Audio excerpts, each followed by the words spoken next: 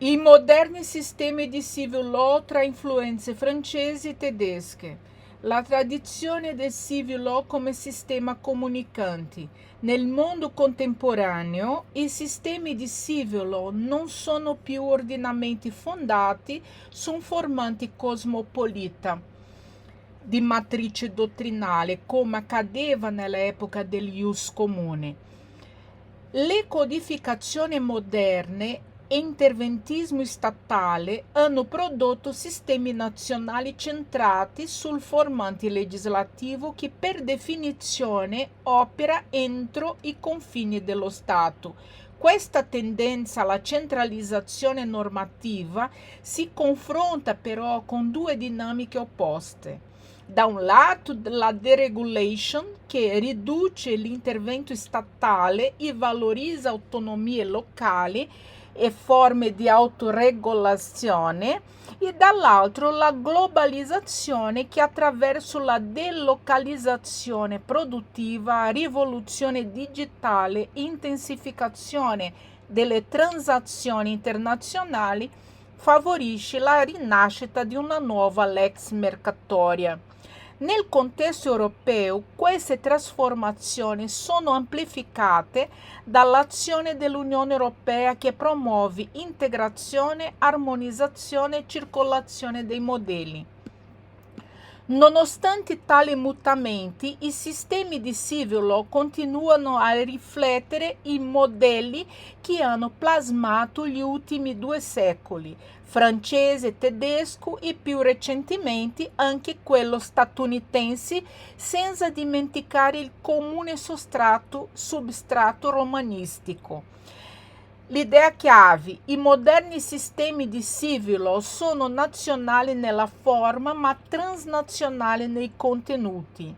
La diffusione internazionale dei modelli francese e tedesco. Il modello francese ha 3 vie di espansione. Il Code Civil è uno dei modelli più imitati al mondo. La sua diffusione segue 3 fasi. La prima, una espansione napoleonica, in cui c'è stata l'imposizione del modello napoleonico nei territori conquistati. Poi il prestigio culturale, un'imitazione volontaria del codice come un'opera giuridica esemplare, e il postcolonialismo, in cui abbiamo osservato l'adozione del modello napoleonico nei territori che sono stati ex colonie francesi dopo l'indipendenza. Il modello tedesco ha avuto una diffusione dottrinale. Il modello tedesco si identifica soprattutto con la pandettistica, non con il BGB. La sua diffusione non deriva da espansione territoriale, non riguarda il sistema amministrativo tedesco e avviene tramite prestigio scientifico e mediazione universitaria.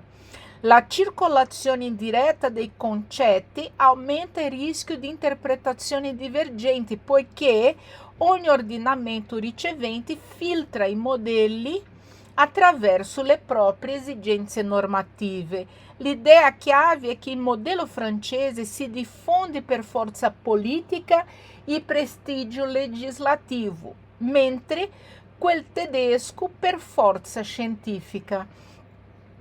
Le vicende italiane tra Francia e Germania. La ricezione francese in Italia si diede tra il 1796 e il 1865. Con la conquista napoleonica e la pace di Campo Formio, i modelli francesi si diffondono rapidamente per la penisola.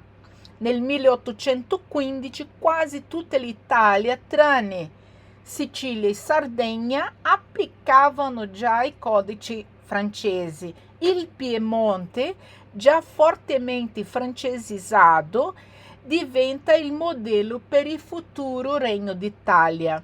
Il Codice Civile del 1865 riproduce quasi integralmente il Code Civil, integrando con alcune innovazioni francesi maturate nel frattempo.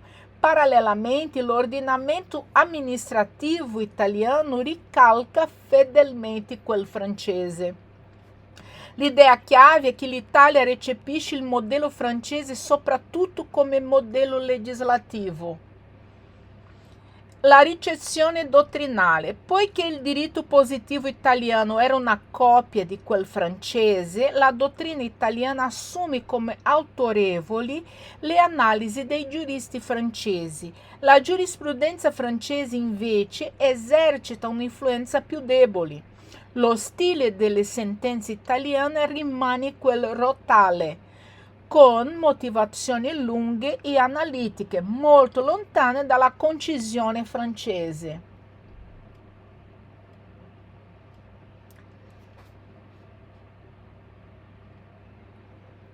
Il confronto con il modello tedesco. Il modello tedesco appare più accessibile e pragmatico, ma la sua influenza in Italia è indiretta, è limitata all'università e è mediata dalla dottrina nazionale.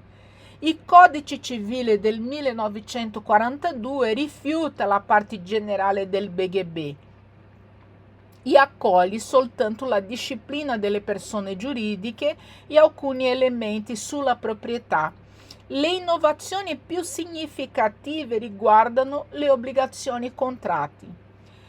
Il ruolo creativo della giurisprudenza italiana. La giurisprudenza italiana sviluppa il concetto di diritto vivente che consente ai giudici di svincolarsi dalla lettera della legge, adeguare il sistema alle esigenze sociali, dominare settori come la responsabilità civile. L'idea chiave è che in Italia la giurisprudenza diventa un formante creativo centrale. Altri sistemi di civil law abbiamo la Svizzera. La Svizzera, indipendente sin dal XIV secolo, conosce la fase napoleonica e poi dei codici cantonali. L'esigenza di uniformità porta a un codice civile federale, che è opera di Eugen Huber. Il linguaggio di quel codice è semplice, accessibile e senza una parte generale. Il giudice può colmare lacune come legislatore ispirandosi a dottrina e giurisprudenza. Pur non essendo un membro dell'Unione Europea, la Svizzera presta grande attenzione al diritto europeo. L'idea chiave è che il diritto privato svizzero segue un modello pragmatico, antidogmatico, orientato all'equità. La codificazione dell'Austria è stata avviata da Maria Teresa e culmina nella BGB, caratterizzato da un stile sobrio, razionalizzazione degli istituti e abolizione dei privilegi di status. L'implementazione è guidata dall'amministrazione, non dalla giurisprudenza. L'idea chiave è che in Austria si ha un modello legislativo sobrio molto vicino a quello del Codice Civile. Per quanto riguarda il Belgio e l'Olanda, entrambi i paesi applicano a lungo il Codice Civile. L'Olanda è stata ricodificata nel 1838 e poi ha elaborato un nuovo codice civile, il NBW, dopo 50 anni di lavoro. La dottrina oggi è influenzata anche dai modelli anglo-americani, perciò l'idea chiave è una tradizione francese con un'apertura internazionale crescente. Per quanto riguarda i paesi nordici, non esiste una codificazione generale. I codici sono settoriali, soprattutto commerciali. Ha un forte ruolo del formante legislativo e propensione a legal reforms. La tradizione resta comunque romanistica. L'idea chiave è che il diritto privato nei paesi nordici possiede un civil law senza codificazione generale. Penisola Iberica. Nella Spagna c'è una forte tradizione romanistica. Il codice commerciale del 1829 e del 1885, il Código Civil del 1889. La dottrina diventa molto influente dopo la Costituzione del 1978. Per quanto riguarda il Portogallo, ha una tradizione unitaria. Il Código Civil di 1967 è fortemente ispirato al BGB. L'idea chiave è che la Spagna ha una dottrina forte e Portogallo segue il modello tedesco.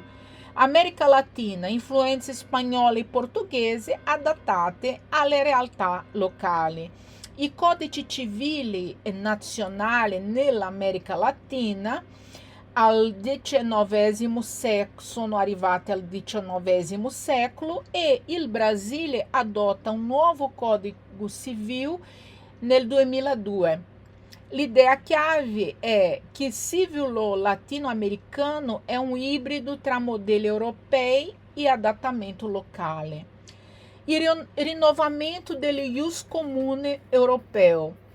Con la Comunità Economica Europea prima e con l'Unione Europea poi, l'obiettivo è creare un mercato unico. Allora, la Corte di Giustizia favorisce l'integrazione attraverso principi innovativi come la responsabilità dello Stato per mancata attuazione delle direttive e una interpretazione uniforme del diritto europeo. Oggi si parla di un ius comune europeo, fondato su un rilievo normativo che esiste già un diritto comune europeo in determinati settori chiave. C'è un'importanza economica perché parliamo di principi come la proporzionalità e la concorrenza che operano trasversalmente e le strutture pubblicistiche che esiste un sistema europeo di regolazione dei mercati. Le strategie per l'armonizzazione e ampliare il diritto europeo, soprattutto nel diritto contrattuale, e creare strumenti culturali forti come la Costituzione europea, Codice civile europeo.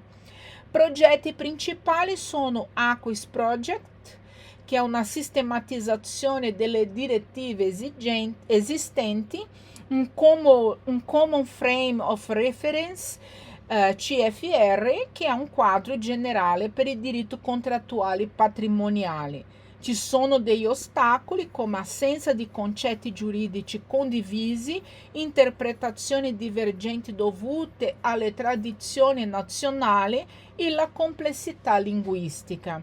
L'idea chiave è che oggi la dottrina è principale formante del diritto privato europeo proprio perché manca un codice civile europeo. Possiamo concludere dicendo che i moderni sistemi di civil law sono il risultato di modelli storici francesi e tedeschi, adattamenti nazionali, influenze globali, intervento dell'Unione Europea, rinascita di un nuovo ius comune. Il civil law contemporaneo è un mosaico dinamico in cui legislazione, dottrina, giurisprudenza e diritto europeo dialogano costantemente. Vi ringrazio per l'attenzione.